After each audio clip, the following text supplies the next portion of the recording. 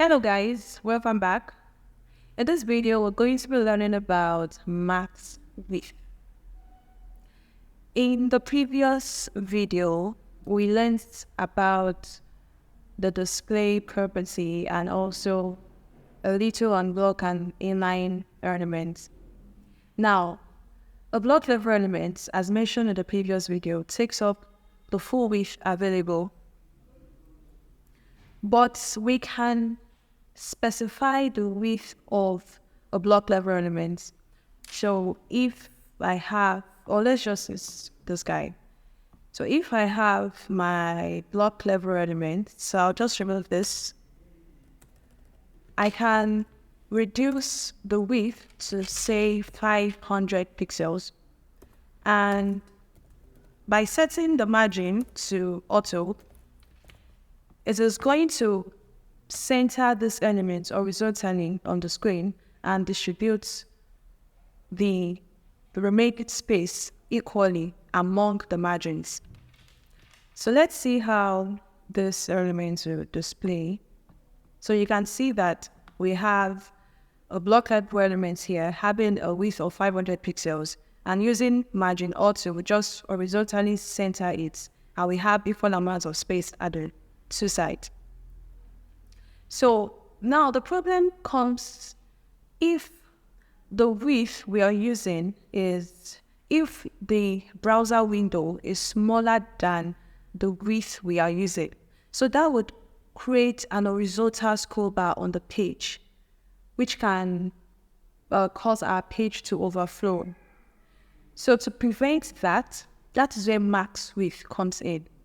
So I'll just have I'll just use this div, and I'll remove this and give this a width of 500 pixels.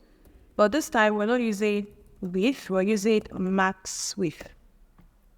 And for margin of auto, just like the other guy. Now, there's two divs are different. The first one has a width of 500 pixels and the second one have a max width of 500 pixels. So let's see the difference between the both of them. Now we can only see it once we resize our browser window. So I'm just going to reduce it. Now this is what it's going to look like. If I reduce it to be below 500 pixels. Now check the first one and then check the second one.